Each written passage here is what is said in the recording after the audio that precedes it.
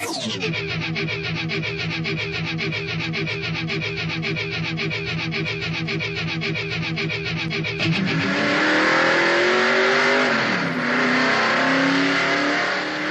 travel 100 miles an hour before you reach the end of pit road. Then slam into high gear. There are 600 horses under your foot. They can power your 4,000-pound stock car at 180 miles an hour. But you can't run this track at 180 and live. It takes years to learn how hard you dare punch the throttle and the exact moment when bravery turns to stupidity. Okay, let's get into it.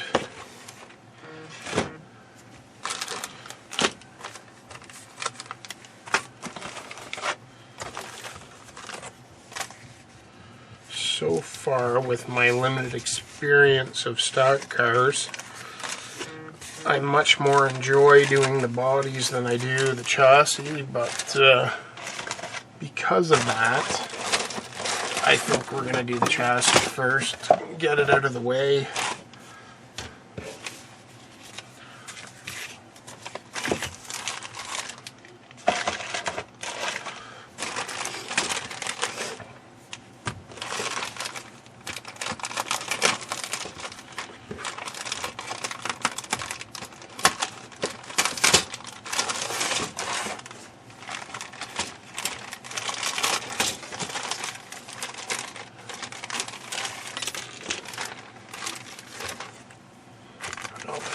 Back in the box before I lose it. My bench generally is a mess. Okay. Cool that they give you different options, and I'm sure you guys are much more knowledgeable than me on this. I think there's different configurations for different tracks, and these might be 77, 78, I don't know. Well, that's cool, they give you the options. I wish I did know a little bit more about old NASCAR stuff. I watch the races all the time, and they're pretty cool to watch. This has a starting engine, rear suspension. Oh.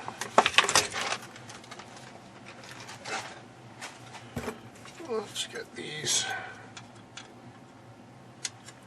off the sprue. I see some ejector pins that we're going to have to get rid of.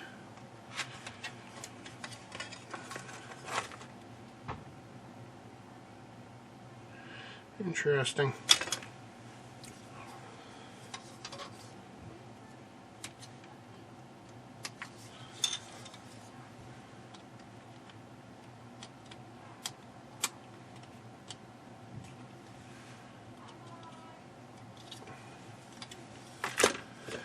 Now, I believe, because it's the same chassis for multiple cars, see there's different pins here to line up for different cars. Not sure where we're going with this one, I'll have to look into that.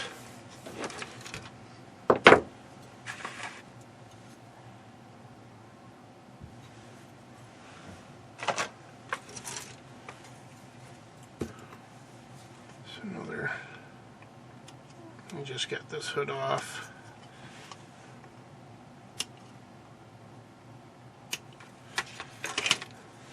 I'm going to sand these hood pins off. I have the photo etch ones.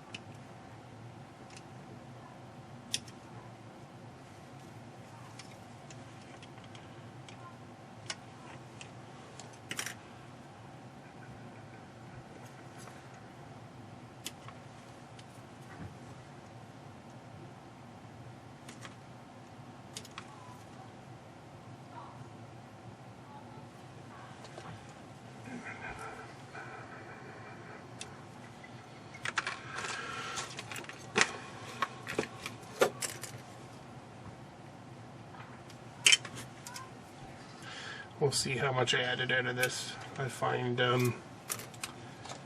build videos to be boring. I generally tune out, so I'll probably just catch the highlights and kind of do progress reports.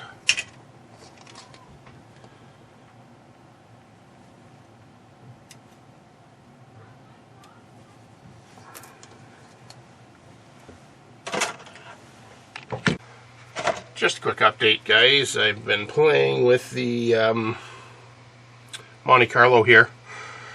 As I was watching the Clash yesterday, geez, the new cars look pretty cool. It's like, I see them from a certain angle, I'm like, I don't know. And then I kind of watched the race and saw them from multiple views and angles, and they are pretty sick. Pretty sick for sure. Transaxle, tranny in the back. Interesting. Curious to see, really curious to see in Daytona if there's any mechanical issues or if they're all good to go.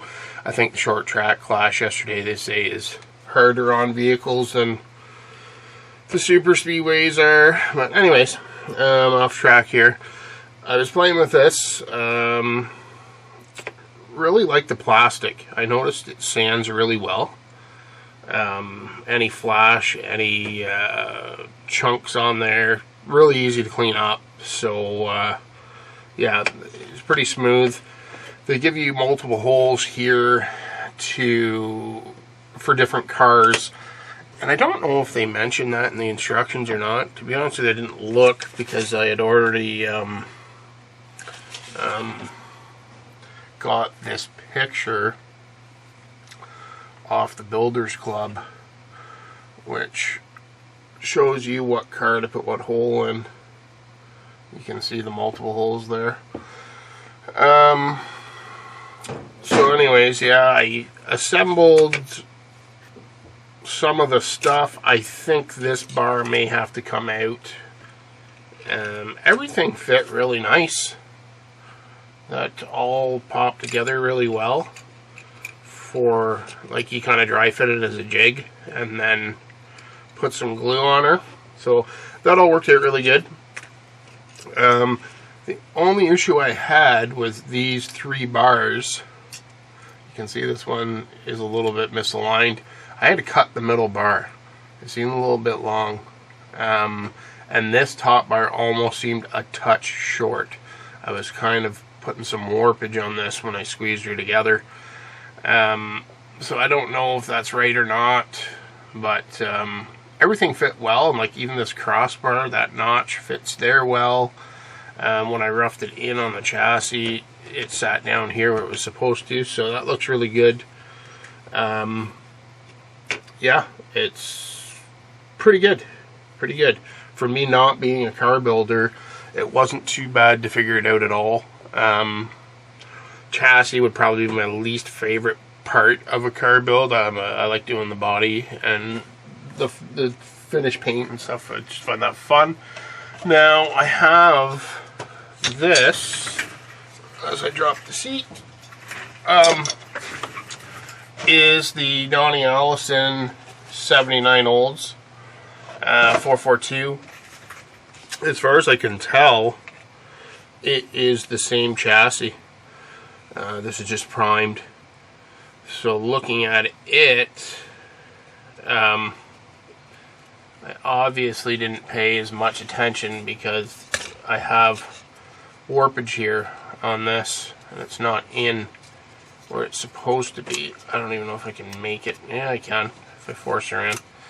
But I don't have those. Is this just dry fit? No, it's not.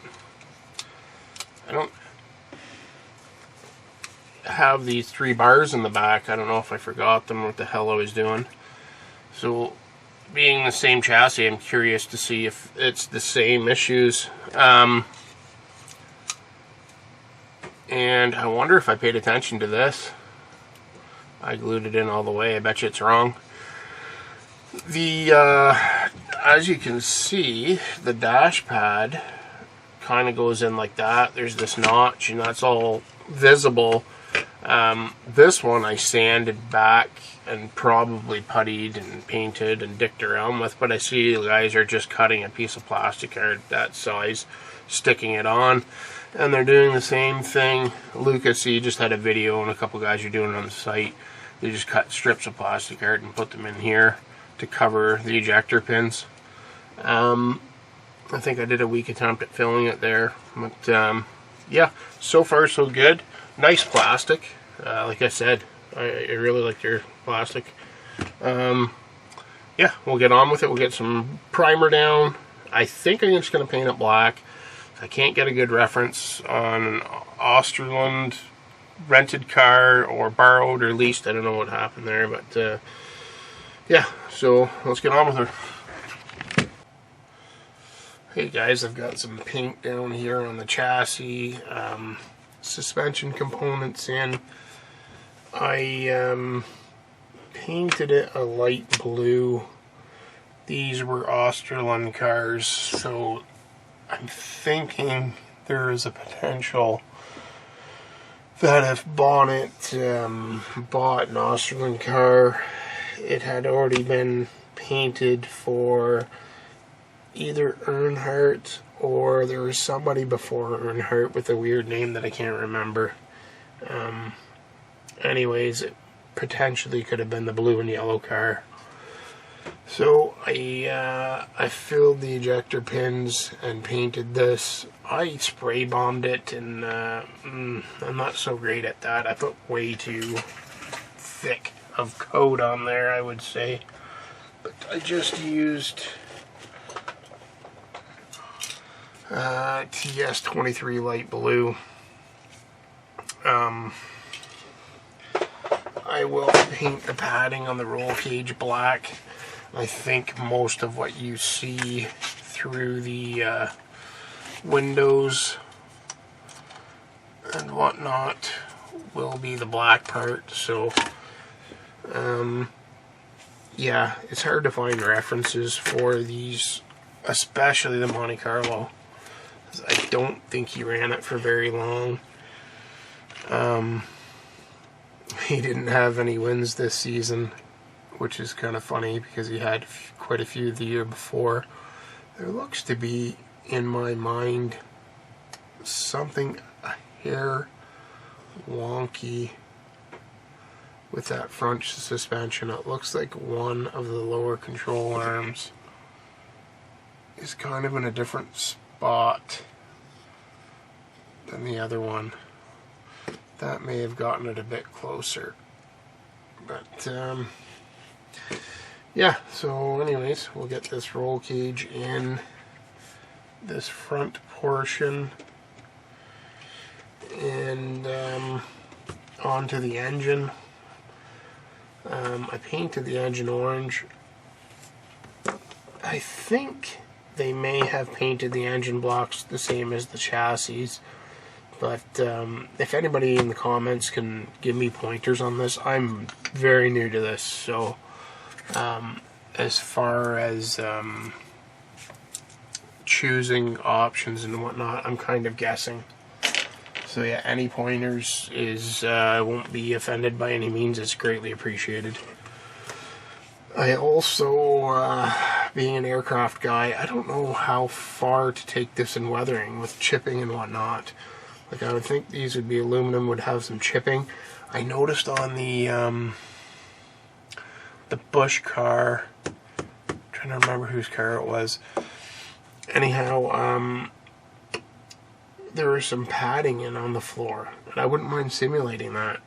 I don't know if that was a heat wrap, but it was almost like an off-white kind of padding, and then some of these were just aluminum non-painted, like around the gear shift and whatnot. I wish I could get some references to mimic some of that stuff, but any pointers, any pictures, I would love it. I would love it. Some help. Do I do fasteners in like dark iron or some sort of metallic?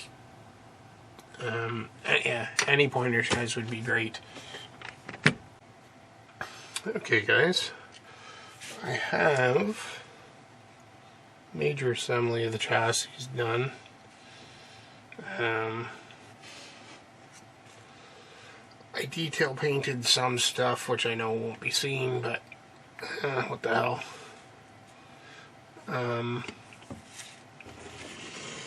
Got my engine in, kind of a loose fit right now because I don't have the drive shaft or the exhaust on. I don't have this cage glued yet either. Keeps popping on me, but I want to pull it out to put the dash in. That's the gist of it. She is blue.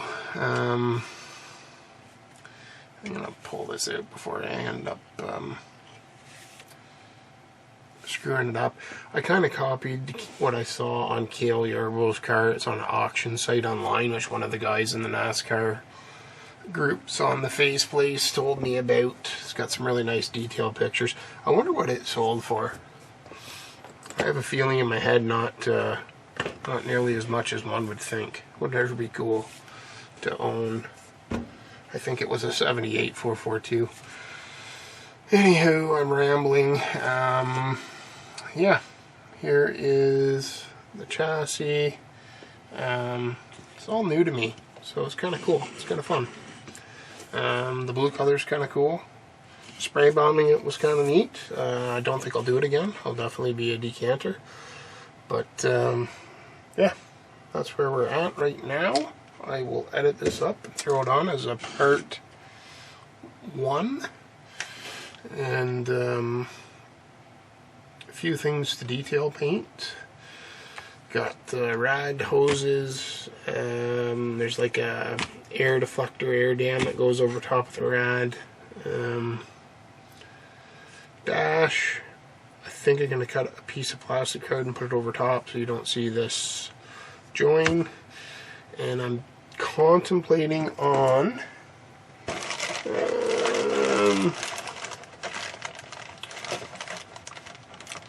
toying with, I've got it in the bag here of course,